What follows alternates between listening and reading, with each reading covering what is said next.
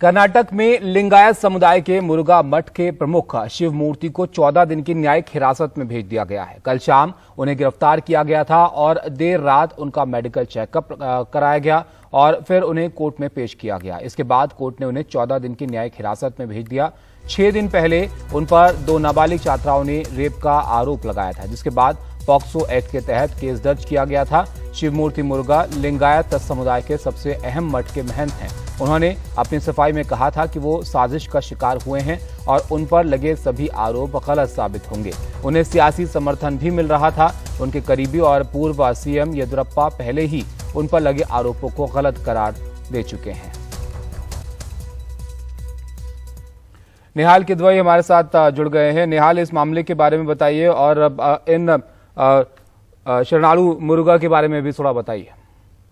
देखिए, महंत को 14 दिनों की न्यायिक हिरासत में भेज दिया गया है और आज ही उनकी अग्रिम जमानत की याचिका आनी थी। अब तो इसका कोई मतलब रह नहीं गया, तो शायद वो रेगुलर बेल के लिए आज ऊंची अदालतों में याचिका दायर करेंगे। पहली बात तो ये है। दूसरी बात, पुलिस का ये कहना है कि आज ही वो अदालत से पुलिस रिमांड मांगेगी महंत डॉक्टर शिवमूर्ति शरणारू का, ताकि वो इसकी आगे की जांच कर सके, उनसे सवाल जवाब कर सके, क्वेश्चनिंग उनकी हो सके।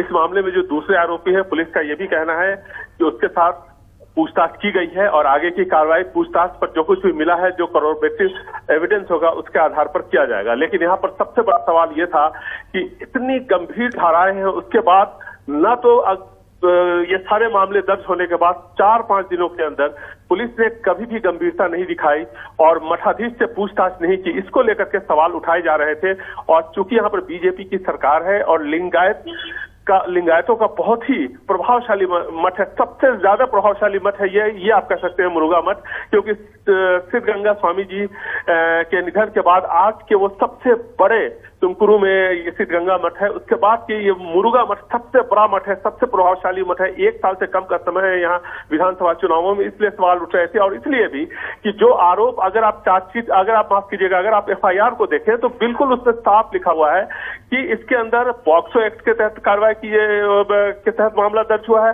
साथ ही साथ बलात्कार की धाराएं भी हैं। और जो पॉक्सो एक्ट का जो मामला है वो 2.5 साल से लेकर 3.5 साल तक बलात्कार का मामला है और ये बहुत ही गंभीर आरोप है। फिर भी पुलिस अलग अलग मामलों में अलग अलग रवैया क्यों उठाती है? जहां तक शिवमूर्ति शरणार्थी जो कि मठाधीश है, जिनको कल देर रात गिरफ्तार किया गया है, उनकी बात अगर की जाए तो 1991 से वो इसके मठाधीश है। आपको एक चीज बता दूं कि वहां पर एक मामला और चल रहा है। 1991 में वहां पर मठाधीश बनना था बसवराज नाम के एक शख्स को, जो कि शिवमूर्ति शरणार्थी के बहुत ही नजदीकी दोस्त है और ये दोनों साथ ही मठ में आए थे। लेकिन बसवराज नाम का वो शख्स, उसने शादी की और इसकी वजह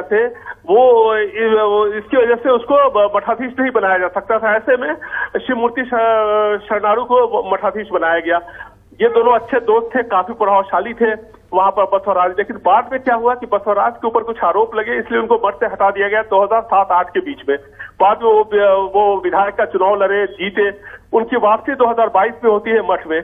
वहां पर उनका पहले जैसा रुतबा नहीं होता। ऐसे में एक बात जो कही जा रही है, जो लोग मठ से जुड़े हुए हैं उनका ये मानना है, हालांकि इसका कोई अभी आधिकारिक तौर पर मैं नहीं कह सकता, लेकिन इसलिए कि पुलिस ने कोई बयान नहीं दिया है, लेकिन वहां पर जो लोग हैं उनका ये मानना है कि इन दोनों के बीच, यानी बसवराज और जो मठ प्रमुख है, इन दोनों के बीच में जो खेलतान चल रहा है, उसके पीछे कोई षड्यंत्र है, जिसका इशारा मठाधीश शिवमूर्ति ने भी किया कि मठ के अंदर चल रहे षड्यंत्र का वो शिकार हो गए। तो ये भी एक बात है। पुलिस ने उनके खिलाफ भी मामला दर्ज किया, बसवराज के खिलाफ भी, और उसकी भी जांच चल रही है। तो अब देखना है कि जब जांच आगे बढ़ती है तो किस तरह से क्या क्या तथ्य सामने आते हैं।